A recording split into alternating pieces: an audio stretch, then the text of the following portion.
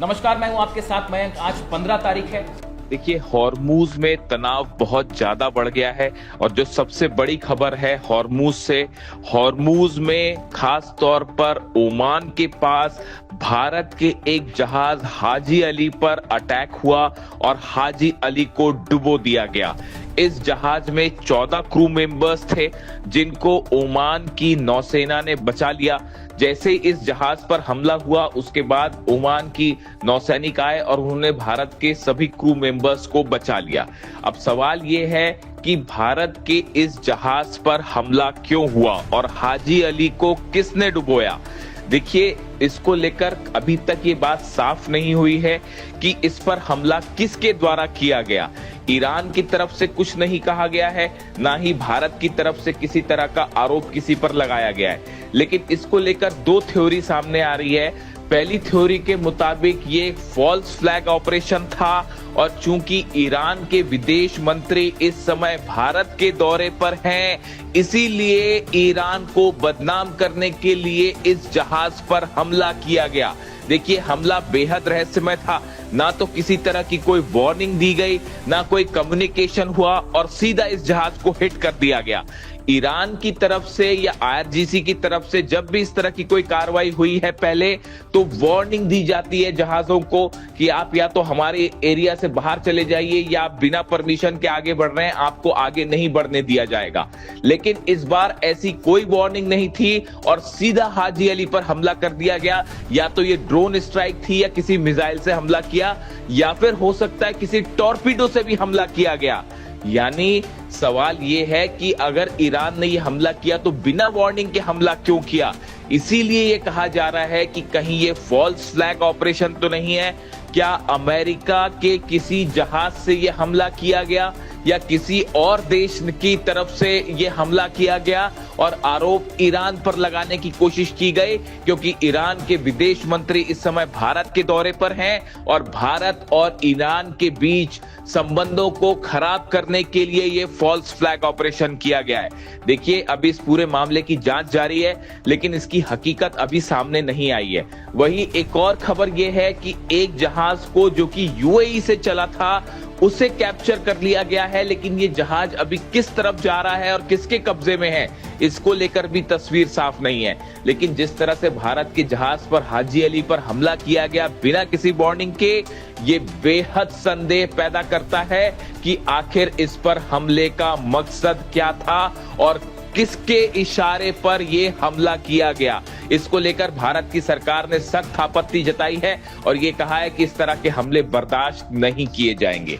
देखिए, गौर करने वाली बात यह भी है कि अगर ईरान के विदेश मंत्री जब भारत में हैं, ऐसी स्थिति में ईरान की सेना भारत के किसी जहाज को क्यों निशाना बनाएगी। देखिए, ये एक ऐसा सवाल है जो तमाम एक्सपर्ट ये पूछ रहे हैं कि जब ईरान के विदेश मंत्री भारत के दौरे पर हैं और लगातार ईरान ने ये वादा किया है कि भारत को ऑयल सप्लाई जारी रहेगी हॉर्मूज से, और इस वक्त की बड़ी खबर है भारत का एक और बड़ा जहाज सनशाइन जो है वो हॉर्मूज को क्रॉस कर चुका है सही सलामत और भारत की तरफ बढ़ रहा है। यानी एक तरफ हॉर्मूज से वो जहाज पार करके भारत की तरफ बढ़ रहा है सनशाइन, और दूसरी तरफ हाजी अली पर हमला हो जाता है ओमान के करीब।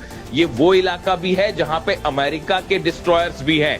इसलिए हाजी अली पर यह हमला बेहद संदेहास्पद है। जब तक इसकी पूरी जांच सामने ना आ जाए तब तक ये नहीं माना जा सकता कि यह हमला किसने किया है। और मैं सीधा मुद्दे पर आना चाहता हूं। डोनाल्ड ट्रंप और जिनपिंग की मुलाकात में कुछ ऐसा हुआ जिसने पूरी दुनिया को हैरान कर दिया है, और मानो अमेरिका और डोनाल्ड ट्रंप के तो पैरों तले जमीन ही खिसक गई है। देखिए, मीटिंग चल रही थी, जिनपिंग बैठे हुए थे, सामने डोनाल्ड ट्रंप बैठे हुए थे। इसी दौरान जिनपिंग ने एक ऐसी बात कह दी कि डोनाल्ड ट्रंप के चेहरे पर हवाइयां उड़ने लगी, और जिनपिंग ने दूसरे शब्दों में कहें तो सीधी सीधी डोनाल्ड ट्रंप और अमेरिका को धमकी दे दी है, वो भी बिल्कुल सामने डोनाल्ड ट्रंप के मुंह पे। देखिए, चाइनीज प्रेसिडेंट ने क्या कहा, शी जिनपिंग ने क्या कहा। Chinese President Xi Jinping issued a dramatic warning to US President Donald Trump during their high-stakes summit in Beijing, saying that Taiwan issue could push China and United States into direct conflict if mishandled. Jinping ने ये कहा Donald Trump से कि अगर Taiwan के मुद्दे को mishandle किया तो चीन और अमेरिका के बीच सीधे हालात बिगड़ जाएंगे और आमने सामने हो जाएंगे चीन और अमेरिका। ये बात उन्होंने ऐसे समय में कही, देखिए उन्होंने जो एग्जैक्ट वर्ड्स का इस्तेमाल किया है, Taiwan issue could push China United states into a direct conflict, यानी दोनों में सीधा जो है द्वंद हो जाएगा, युद्ध वाली स्थिति भी बन सकती है। इशारों इशारों में ये बात कह दी जिनपिंग ने और सामने बैठे थे डोनाल्ड ट्रंप। देखिए इस मीटिंग में काफी लंबी चली, 3 मीटिंग्स हुई अलग अलग और 2-2 ढाई घंटे की मीटिंग्स हुई। उसमें जिनपिंग भी मौजूद रहे, ट्रंप भी मौजूद रहे। अमेरिका और ट्रंप की लगातार ये कोशिश थी कि पूरी इस बायलैटरल टॉक को तेहरान पर शिफ्ट किया जाए, यानी हॉर्मूज, ईरान, ये मुख्य मुद्दा था डोनाल्ड ट्रंप का कि कैसे बातचीत को यहां लाया जाए, चीन पर दबाव बनाया जाए कि वो इस बात के लिए तैयार हो कि ईरान को जो है हॉर्मूज ओपन करे, ईरान न्यूक्लियर डील करे, यूरेनियम पर डील करे। ये कोशिश के साथ डोनाल्ड ट्रंप गए थे चीन के दौरे पर, लेकिन हुआ ये कि चीन ने मुद्दे को तेहरान से ताइवान शिफ्ट कर दिया और इस मीटिंग में नंबर 1 मुद्दा हो गया ताइवान। देखिए जो खबर है, खबर के मुताबिक आपको ये समझना पड़ेगा कि 2 चीजें हैं। पहली बात तो ये है कि ताइवान को लेकर अमेरिका की संसद से एक प्रस्ताव पास हो चुका है जिसमें अरबों रुपए के हथियार अमेरिका ने ताइवान को प्रोवाइड करने का समझौता कर लिया है, जिसको लेकर जो है सीनेट ने, अमेरिकी सीनेट ने उस प्रस्ताव को पास कर दिया। अभी हालांकि डोनाल्ड ट्रंप ने ओके नहीं किया है। समझौता क्या था? अरबों रुपए का डिफेंस सिस्टम दिया जाएगा ताइवान को, मिसाइल्स दी जाएंगी ताइवान को, हो सकता है फाइटर जेट्स भी दिए जाएं। ये बात चीन को कतई नागवार गुजर रही थी और चीन नहीं चाह रहा था कि किसी तरह का इंटरफेरेंस हो। अब डोनाल्ड ट्रंप शायद इस बार्गेनिंग पावर के साथ वहां पहुंचे थे कि आप जो है वो ईरान को मनाइए वरना हम ताइवान को हथियार दे देंगे, और इस टाइप का शायद उनका मूड था। लेकिन जिनपिंग ने उस बाजी को पलट दिया, बायलैटरल समिट में सामने ही बैठ के और बात छेड़ दी ताइवान की। यानी बात होनी थी तेहरान पे, वो आ गई ताइवान पे, और उसके बाद चीन की तरफ से सीधा मुंह पर यह बात कह दी गई कि अगर आपने ताइवान को मिसहैंडल किया तो आमने सामने वाली स्थिति हो जाएगी अमेरिका की और चीन की। इस बात के लिए डोनाल्ड ट्रंप कतई तैयार नहीं थे। आप ट्रंप की बॉडी लैंग्वेज देखिए इस मीटिंग में, ट्रंप ने जिस तरह से इन बातों का जवाब दिया आप उन्हें देखिए। पूरी समिट के दौरान डोनाल्ड ट्रंप एक डिफेंसिव मोड में दिखाई दे रहे हैं। जिस तरह के बयान अमेरिका में देते हैं डोनाल्ड ट्रंप की, ऐसा कर देंगे वैसा कर देंगे, वो सब की सब जो उनका स्टाइल है वो हवा हो गया चीन आके, और पूरे समिट के दौरान वो डिफेंसिव मोड में दिखाई दिए। अपने साथ कई सारे सीईओज लेके पहुंचे अलग अलग कंपनीज के। वो जो डील्स हो रही हैं वो डील हो रही है, देखिए business deal, trade deal, tariff पर बात, सोयाबीन पे बात और एआई पर बात, ये सब चीजें अलग है। लेकिन चाइना ने ये बात साफ रख रखी थी कि हमारा मुद्दा ताइवान, बात नंबर 1। बात नंबर 2, ईरान के मुद्दे पर देखिए ये बात सच है कि हॉर्मूज बंद है तो उससे चीन के जहाज भी नहीं निकल पा रहे हैं। ये बात साफ है कि चीन के जहाज भी वहां फंसे हुए हैं, और बड़ी सारी हॉर्मूज में देखिए हालात ऐसे हैं कि किस देश के जहाज कहां फंसे हुए हैं, और दूसरा हमले कौन कर रहा है, वहां पे जो टैंकर्स पे, जहाजों पर हमले हो रहे हैं वो भी कौन हमले कर रहा है, ये बात अभी साफ नहीं है। देखिए वहां इतनी सारी पार्टीज हैं। इस तरह का फॉल्स फ्लैग ऑपरेशन यूएई को लेकर भी सामने आया है कि भाई हमले हुए यूएई पे, क्या वाकई वो ईरान ने किए थे या किसी दूसरी कंट्री ने ईरान पर आरोप लगाने के लिए हमले किए। वैसी हालत इस समय हॉर्मूज में है। अगर हॉर्मूज में किसी देश के जहाज पर हमला हो रहा है तो वो हमला कौन कर रहा है, ये भी अपने आप में एक बड़ा सवाल है, जिसकी जब तक जांच ना हो तब तक ये पता लगाना ही बेहद मुश्किल है। क्योंकि हॉर्मूज में इस समय कई देश की सेनाएं मौजूद हैं, अमेरिकन फोर्सेस भी है वहां पे, और यूरोपियन देश की सेना भी है, और देखिए कई सारे यूएई भी लगा हुआ है। कई वहां पे फोर्सेस है जिसमें कौन कब कहां किस पर हमला कर देगा कोई भरोसा नहीं है। अगर कोई ड्रोन आके किसी जहाज पर गिर रहा है, मिसाइल हिट कर रही है, तो आप यही पता नहीं लगा पाएंगे कि हमला किया किसने। इन हालात में अमेरिका की कोशिश ये थी कि ईरान पर, चीन पर दबाव बना के ईरान पर डील की जाए, लेकिन चीन इस बात को अच्छी तरह से समझता है कि डोनाल्ड ट्रंप की किसी भी बात को लंबे रूप में विश्वासजनक नहीं माना जा सकता। ये बात लगातार जो है अली खamenei साहब भी कहते रहे, ईरान भी इस बात को लेकर चलता है कि भाई वो सुबह कुछ बयान देते हैं, शाम को कुछ बयान देते हैं और रात को कुछ बयान देते हैं। इसलिए डोनाल्ड ट्रंप चीन में जाके क्या कह रहे हैं, इस बात को चीन ने ज्यादा गंभीरता से नहीं लिया। देखिए, बिजनेस डील्स होना अपनी एक अलग बात है, टैरिफ को लेकर डील्स होना अलग बात है, ट्रेड डील्स होना अलग बात है, बहुत अच्छी बात है, वो दोनों देशों के बीच में संबंध आपस में चल रहे हैं, वो ठीक है।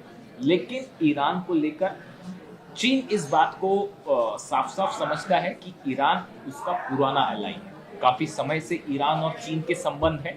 ऑयल बिजनेस बड़ा 45% चीन का ऑयल जो है वो ईरान से आ रहा है और उसकी सप्लाई इस समय मुश्किल में है।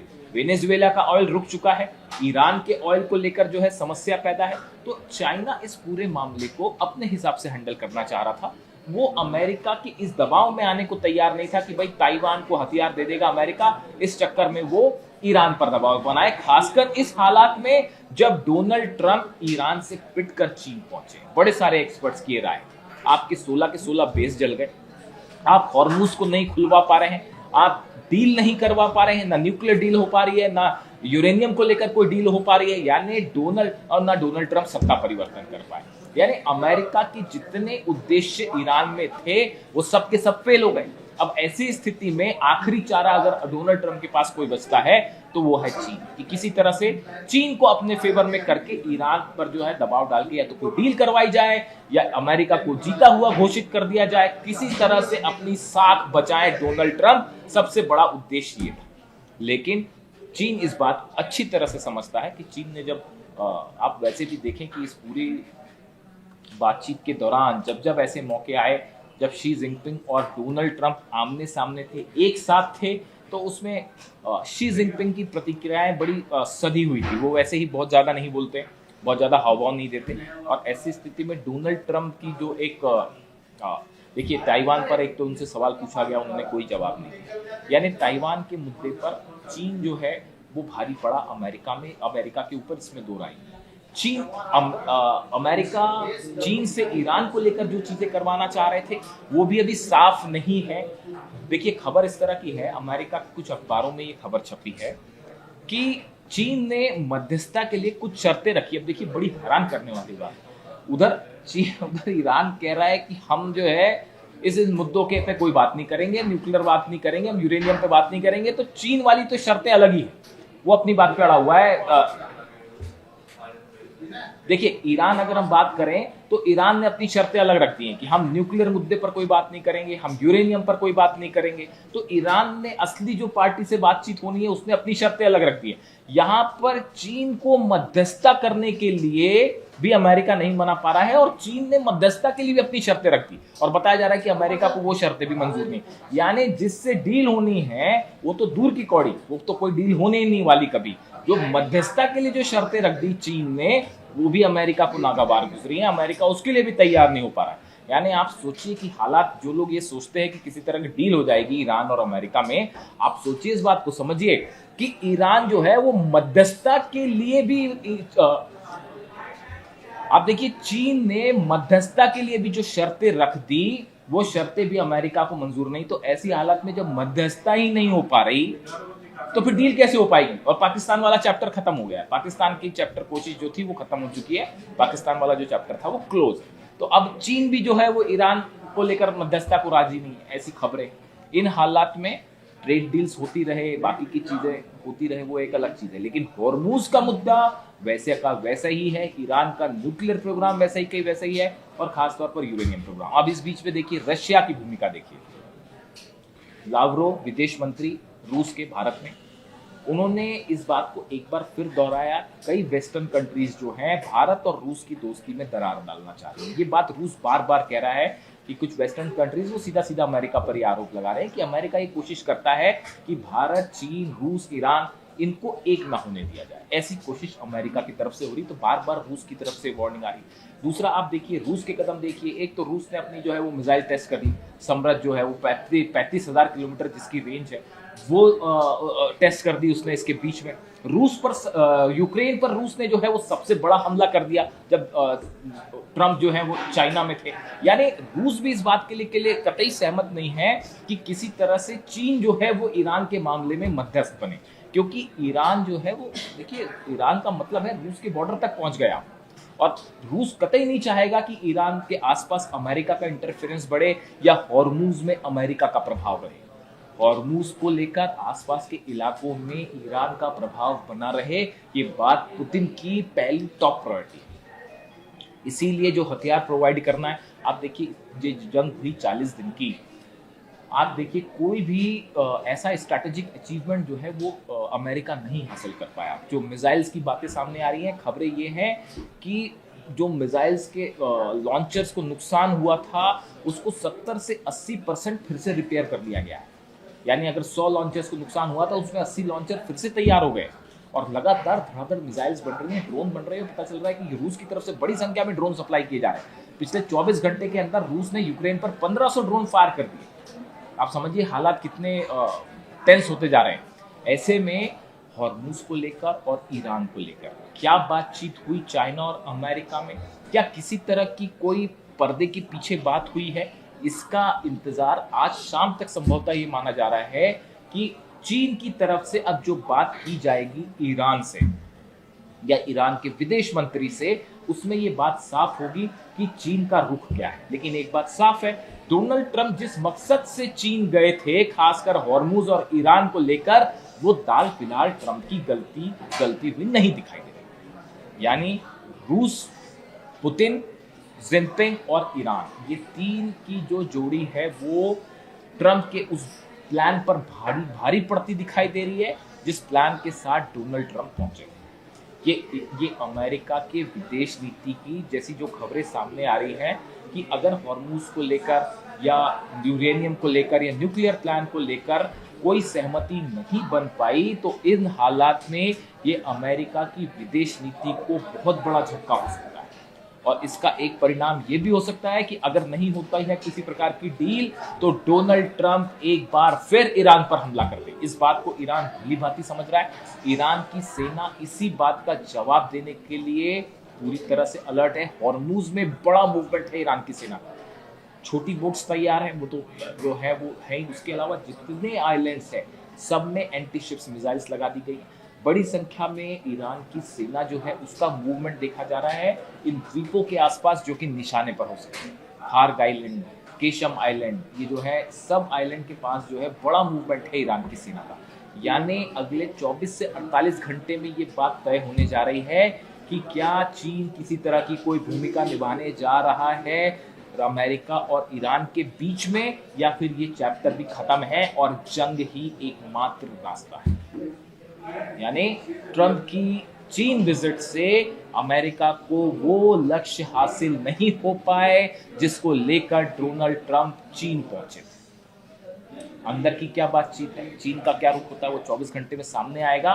लेकिन फिलहाल जो बात है उसके मुताबिक ईरान ने डिप्लोमेसी के स्तर पर, जंग के स्तर पर, साथ साथ अब डिप्लोमेसी के स्तर पर भी एक बड़ी बढ़त बना ली है अमेरिका की। और अब नतीजा ये है कि हॉर्मुज में रूस के भी हॉर्मुज में यूरोपियन देशों के भी जहाज मौजूद हैं, यूएई के भी जहाज मौजूद हैं, अमेरिका के भी मौजूद हैं और ईरान के जहाज भी मौजूद हैं। ऐसे हालात में एक छोटी सी चिंगारी एक बड़े विस्फोट का काम करेगी पूरे मिडिल ईस्ट में। यानी जंग होगी या बातचीत अगले 24 से 48 घंटे में तय हो जाएगा। वीडियो कैसा लगा कमेंट करके जरूर बताइए। Thank you so much.